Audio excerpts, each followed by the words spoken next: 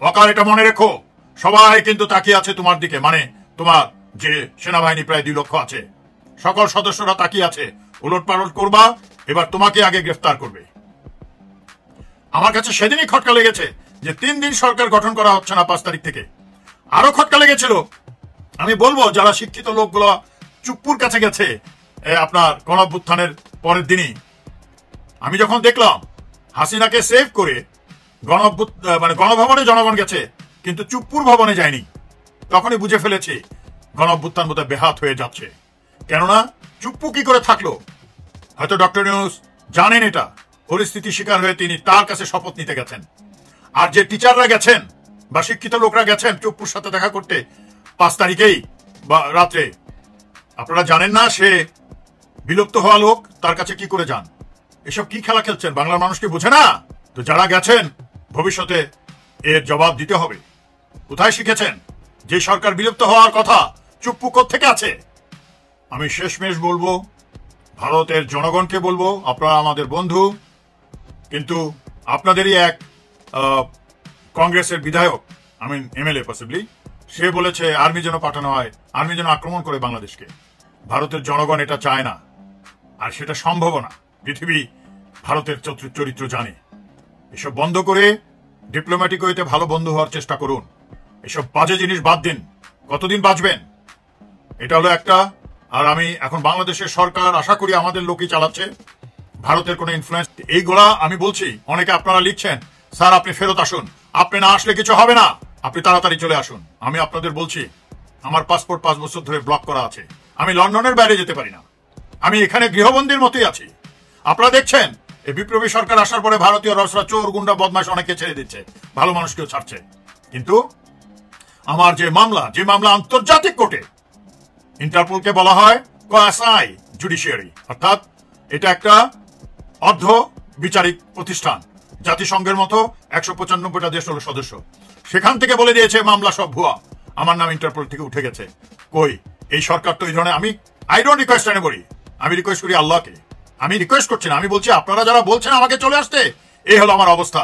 না আছে পাসপোর্ট, না আছে মামলার কোনো খবর ইত্যাদি, আপনারা দেখতেই পাচ্ছেন, তাতে কিছু আসে যায় না। আল্লাহ যখন চাবেন তখনই আপনারা দেখেছেন যে আমার এক ভাইকে ধরে নিয়ে গেছে সেই 2021-এর ফেব্রুয়ারি মাসে, এখনো জেলে আছে। আমার 3 জনকে ধরে নিয়ে গিয়েছিল, তার মধ্যে ক্যাপ্টেন জোহরকে হত্যা করেছে, আপনারা জানেন, জেলে পিটিয়ে অত্যাচার করে, যেহেতু সে আমার বিরুদ্ধে সাক্ষী দেয়নি। তারপরে লান্স কর্পোরাল আকিদুল আছে, তারপর ওয়ারেন্ট অফিসার খুরশেদ সাহেব এখনো জেলে আছে। অন্যরা ছাড়া পেয়ে গেছে, কিন্তু এরা বিনা বিচারে জেলে আছে, মিথ্যা মামলায় জেলে আছে। তো আমার সব বাড়িঘর লুট করে নিয়ে গেছে, ওই জিনিসপত্রকে ফেরত দিয়েছে, আল্লাহই দিবে, চিন্তার কারণ নাই। এসবের কোনো খবর নেই। আপনারা বলছেন হ্যাঁ আমার একদম ছোট ভাই যা মনে করেছিলাম মারা গেছে, তাকে এই টর্চার সেল থেকে, যাকে আমরা বলি ডিজিএফআই আয়নাঘর, সেখান থেকে বের হয়েছে যখন আজমি স্যার এবং অন্যান্যরা বের হয়েছে। মাদারা মাফিয়াকে পতন করিয়েছে, তাকে তোমরা আশ্রয় দিতে গেছো কেন? দিয়েছে কিনা জানি না, আমি এখনো জানি না হাসিনা কোথায়, কেন তার ছেলে কথা বলছে, অন্যরা কথা বলছে, হাসিনার টুইটার আছে, ফেসবুক আছে, সবকিছুই আছে, তার মধ্যে এই কথা কেন আসতেছে আমি জানি না। Where is she? আবার এদিকে আওয়াজ দিচ্ছে হাসিনা ফেরত আসবে, নাকি হাসিনাও ক্যান্টনমেন্টে আছে, নাকি পৃথিবীতে নাই, উই ডোন্ট নো। সে কথা বলছে না, তার সবকিছুই তো আছে, তার ছেলে কথা বলছে। দ্য পয়েন্ট ইজ, আমি শ্রীলঙ্কার গণঅভ্যুত্থান হওয়ার পরে বলেছিলাম ওই গণঅভ্যুত্থান সফল হয়নি, কেন ভারত করেছিল যখন শ্রীলঙ্কা চায়নাকে তাদের একটা পোর্ট দিয়েছিল, বা জনগণকে দিয়ে গণঅভ্যুত্থানটা করালো, প্রেসিডেন্ট প্রধানমন্ত্রী দেশ থেকে ভেগে গেল।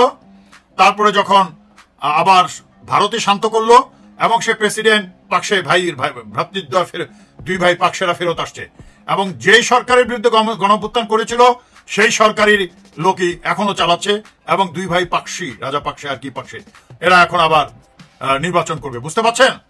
সেটাই করবে আমি বলেছিলাম। এবং পরবর্তী যে সরকার চলছিল, যারা গণঅভ্যুত্থান করেছিল ধরে ধরে হত্যা করেছে।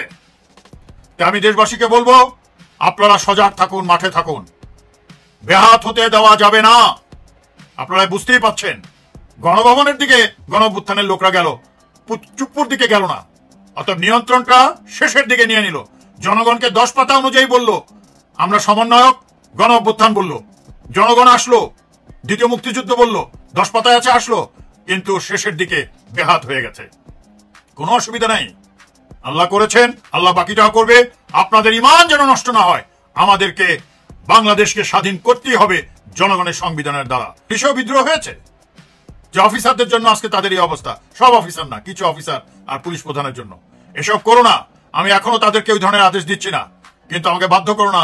আমাদের লোক যদি মরতে থাকে, দেশ যদি মরতে থাকে, বাংলাদেশের গর্বের সেনাবাহিনী ৭১ সনে স্বাধীন করেছে, ১৯৭৫ এই দিনে মহাবিপ্লব করেছে, তারা আবার করবে জনগণের সাথে মিলে। প্রিয় দেশবাসী, এর আগে আমি আজিজকে বলেছি, শফিউদ্দিনকে বলেছি, হকারকে বলেছি, ভারতীয় যত নাগরিক আছে এবং যত গোয়েন্দা আছে, তাদের যদি অবৈধ যারা আছে তাদের গ্রেফতার করা হোক, পুলিশ বাহিনী হোক, আর্মিতে হোক, বিজিবিতে হোক, আনসার বাহিনীতে হোক, করা হোক। এখন ছাত্রর কথা আসছে, আমি লক্ষ লক্ষ ছাত্রদের বলছি, যে ছাত্র জনতারা নেমেছিলেন আজকের এই গণ অভ্যুত্থানের জন্য, তারা বের করুন তো এই ছাত্ররা কারা, এবং বের করুন তারা কি করছে। তারাই কি বাংলাদেশের ছাত্র হিসেবে এই ধরনের গণ অভ্যুত্থানকে নিয়ন্ত্রণ করার চেষ্টা করছে কিনা? কিন্তু তার সমগ্র শরীরে শত শত হাজার হাজার ইঞ্জেকশনের দাগ, সে ইমব্যালেন্স, অর্থাৎ মানসিকভাবে ভারসাম্যহীন আর কি। তারপরে একটা তরতাজা যুবক ৬০ বছরের বৃদ্ধর মতো দেখা যায়, সে শুধু এসেছে কিন্তু তার জীবন তো প্রায় শেষ। তো আপনারা বলছেন রিটার্ন আসতে, এই হলো আমার পরিস্থিতি। কেননা সেই ছিল সব দলের নেতা, অর্থাৎ নেতাদের নিয়ন্ত্রণ করেছে, তৃণমূলের না। কেননা সে একটা পলিটিক্যাল ইমেজ দিতে চেয়েছে সবসময়, যে গণতন্ত্র চলছে বাংলাদেশে। আসলে তো তা নয়, সে নেতাদেরকে নিয়ন্ত্রণ করেছে। আর সাধারণ যে জনগণ, তৃণমূলের নেতা কর্মীরা হাজার হাজার লক্ষ লক্ষ জেল জুলুম রক্ত দিয়ে তারা শেষ হয়ে গেছে। তারপর আমি বলেছিলাম ওই ২৮ অক্টোবরে যে মহাসমাবেশ হবে, ওটা তো আসলে মহাসমাবেশ ভারতীয় রডস, ডিজিএফআই আর তারেক সিদ্দিক আর মাদার মাফিয়া শেখ হাসিনা করাতো, দেখাতো পৃথিবীকে যে গণতন্ত্রের চর্চা হচ্ছে। তারপরে আমি ২৪ তারিখে ঘোষণা দিয়েছিলাম যে এখন থেকে যে কোনো মহাসমাবেশ হবে, ওইটাই হবে গণ অভ্যুত্থানের সমাবেশ, এবং তাই হয়েছিল। আপনারা জানেন ২০২৩-এর ২৮ অক্টোবর লক্ষ লক্ষ মানুষ এসেছিল। ফখরুল চেষ্টা করছিল সবাইকে আবার বাড়িতে ফেরত পাঠিয়ে দেওয়া। তারপরে থেকে থাপ্পড় মেরে গণ অভ্যুত্থান শুরু হয়েছে। যদিও গণ অভ্যুত্থানের লোকের সংখ্যা কম ছিল, ডিজিএফআই আর ভারতীয় রডসের লোক, হাসিনার লোক আর আওয়ামী লীগের লোক বেশি ছিল বলেই ওটা সফল হয়নি। আমাদের অনেক শহীদ হয়েছে, সেই শহীদের লিস্ট আমার কাছে এখনো আছে। ভারতীয় রডসরা এখন হিন্দু কার্স ব্যবহার করছে, যা গত ৫২-৫৩ বছর ধরে করছে, তার আগের থেকেও, যে একটা রায়ট সৃষ্টি করা যায় যেন। কিন্তু মানুষ এটা এখন বোঝে, সারা পৃথিবীও বোঝে। হাসিনা যেমন টুপি আলাদের নামাতো এবং বিশ্বকে জানাতো যে বাংলাদেশ একটা সন্ত্রাসী রাষ্ট্র, ওরা এইভাবে কথা বলছে যে রায়ট হবে, দেশ দখল করে ফেলবে। তারপরে পররাষ্ট্রমন্ত্রী কি বললো আপনারা শুনেছেন, বাংলাদেশে নাকি মাত্র ১৯,০০০ লোক আছে ভারতীয় নাগরিক, এটা তো ২৫ লাখের মতো আপনারা জানেন। ওদেরকে বলতে হবে তারা কি স্ট্যাটাসে আছে, এটা বলতে হবে। রায়টে যদি হবে, আমি পররাষ্ট্রমন্ত্রীকে বলতে চাই, তাহলে আপনাদের হাই কমিশনের শাখা আছে চট্টগ্রামে, আপনারা উনি বলেছেন, খুলনাতে, ঢাকাতে তো প্রধান অফিস, সিলেটে আছে, রাজশাহীতে আছে।